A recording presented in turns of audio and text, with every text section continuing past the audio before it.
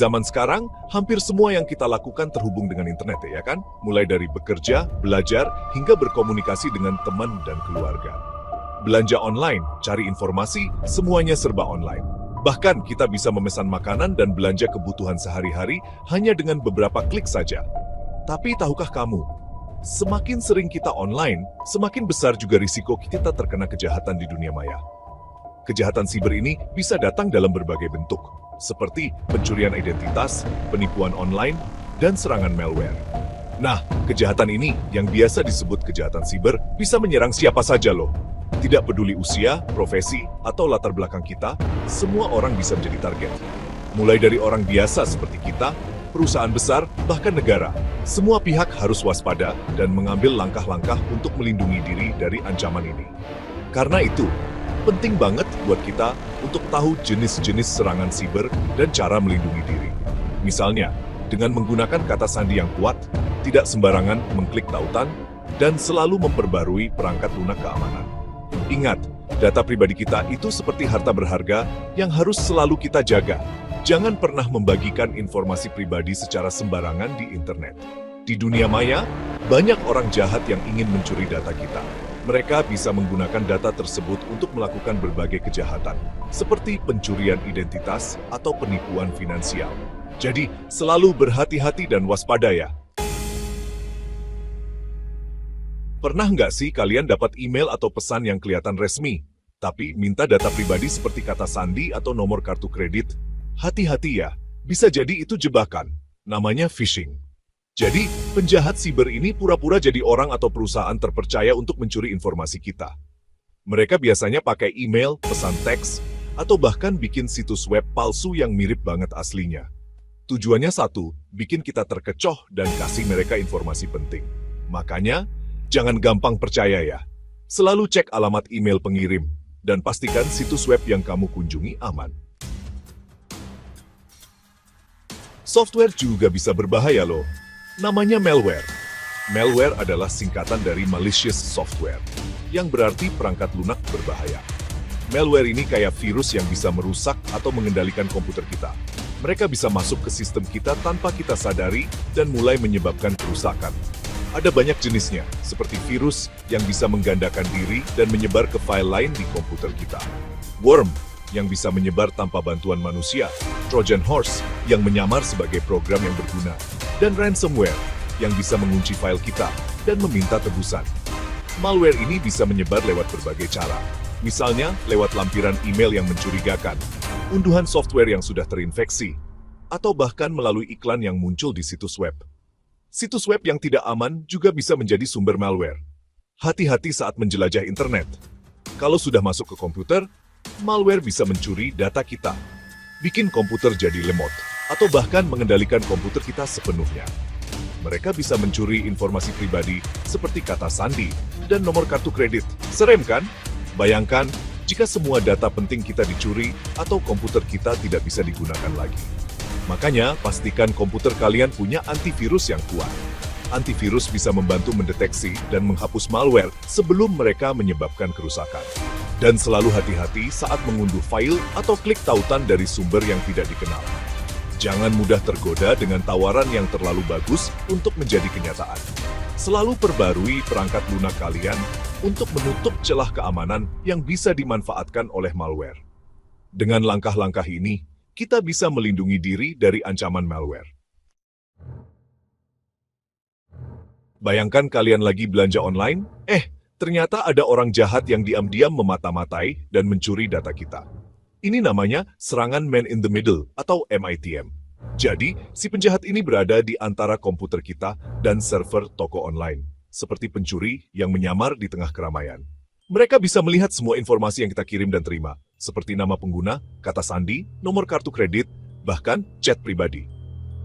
Untuk mencegahnya, pastikan kita menggunakan koneksi internet yang aman, seperti Wi-Fi yang ada kata sandinya, dan aktifkan fitur enkripsi saat bertransaksi online. Serangan DDoS itu seperti banjir bandang, tapi banjirnya data.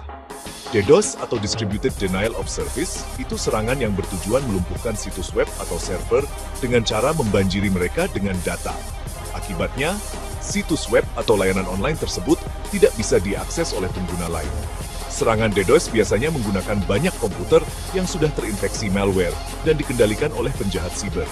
Dampaknya, situs web atau layanan online bisa lumpuh total. Perusahaan bisa rugi besar dan reputasinya bisa rusak. Skill injection seperti namanya, serangan ini terjadi ketika penjahat siber memanfaatkan celah keamanan pada aplikasi web untuk mencuri atau mengubah data penting dari basis data. Bayangkan, basis data itu seperti brankas yang menyimpan informasi penting. Nah, SQL injection ini adalah cara penjahat siber untuk membuka brankas tersebut dan mencuri isinya. Data pelanggan, informasi keuangan, dan data sensitif lainnya bisa dicuri atau diubah. Oleh karena itu, para pengembang web harus memastikan aplikasi mereka aman dari serangan SQL injection dengan menggunakan teknik pemrograman yang aman. Serangan brute force itu seperti kita mencoba semua kunci yang ada untuk membuka pintu. Penjahat siber menggunakan program komputer untuk mencoba berbagai kombinasi kata sandi, hingga mereka menemukan yang tepat. Semakin mudah kata sandi kita, semakin cepat mereka bisa membukanya. Makanya, penting banget untuk menggunakan kata sandi yang kuat dan unik untuk setiap akun online ya. Jangan lupa juga aktifkan autentikasi 2 faktor jika tersedia. Ternyata, nggak semua serangan siber pakai teknologi canggih loh. Ada yang namanya social engineering, yaitu teknik memanipulasi psikologis korban agar mau memberikan informasi rahasia atau melakukan sesuatu yang merugikan. Penjahat siber bisa menyamar sebagai orang lain, seperti teknisi komputer, petugas bank, atau teman kita sendiri. Mereka memanfaatkan kepercayaan, rasa ingin tahu, atau bahkan rasa takut kita. Jadi, selalu hati-hati ya jika ada orang yang meminta informasi pribadi, baik lewat telepon, email, atau media sosial. Jangan ragu untuk memastikan identitas mereka jika merasa ada yang tidak beres.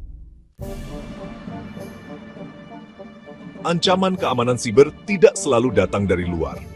Kadang-kadang, orang dalam organisasi sendiri, seperti karyawan, mantan karyawan, atau rekan bisnis yang bisa menjadi ancaman. Mereka punya akses ke sistem, data, dan informasi rahasia perusahaan. Motifnya bisa macam-macam, mulai dari cari keuntungan pribadi, balas dendam, hingga sabotase. Untuk mencegahnya, perusahaan perlu menerapkan prinsip least privilege, yaitu memberikan akses hanya kepada orang yang berkepentingan saja. Selain itu, pengawasan dan audit rutin juga penting untuk mendeteksi aktivitas yang mencurigakan. Di dunia digital yang penuh ancaman ini, kita dihadapkan pada berbagai macam risiko yang bisa mengancam keamanan data pribadi dan informasi sensitif kita. Ancaman siber semakin canggih dan beragam, mulai dari malware, phishing, hingga serangan ransomware yang bisa melumpuhkan sistem kita. Oleh karena itu, kita harus selalu waspada dan melindungi diri dengan langkah-langkah yang tepat. Kesadaran akan pentingnya keamanan siber adalah langkah pertama yang harus kita ambil. Ingat selalu tips berikut ini untuk menjaga keamanan digital Anda. Pertama, gunakan kata sandi yang kuat dan unik untuk setiap akun. Kata sandi yang kuat biasanya terdiri dari kombinasi huruf besar, huruf kecil, angka, dan simbol. Jangan pernah menggunakan kata sandi yang sama untuk beberapa akun. Kedua, aktifkan autentikasi 2 faktor jika tersedia. Ini menambahkan lapisan keamanan ekstra dengan meminta verifikasi tambahan selain kata sandi. Ketiga, hati-hati saat klik tautan atau membuka lampiran email. Banyak serangan siber dimulai dari email phishing yang tampak sah, tetapi sebenarnya berbahaya. Keempat, perbarui perangkat lunak dan sistem operasi secara teratur. Pembaruan ini seringkali mencakup perbaikan keamanan penting. Gunakan juga perangkat lunak antivirus yang andal untuk melindungi sistem Anda dari malware. Selain itu, waspadai teknik social engineering yang mencoba memanipulasi Anda untuk memberikan informasi pribadi. Terus belajar tentang ancaman keamanan siber terbaru. Dunia siber selalu berubah, dan ancaman baru muncul setiap saat. Mengikuti perkembangan terbaru akan membantu Anda tetap aman. Ingat, keamanan siber adalah tanggung jawab kita bersama. Bekerja sama dan berbagi informasi tentang ancaman dan cara mengatasinya dapat membuat kita semua lebih aman. Dengan meningkatkan kesadaran dan melakukan langkah-langkah pencegahan yang tepat, kita bisa menciptakan lingkungan digital yang lebih aman. Mari kita bersama-sama menjaga keamanan dunia maya dan memastikan bahwa informasi kita tetap terlindungi. Dengan usaha bersama, kita bisa menciptakan dunia digital yang lebih aman untuk semua.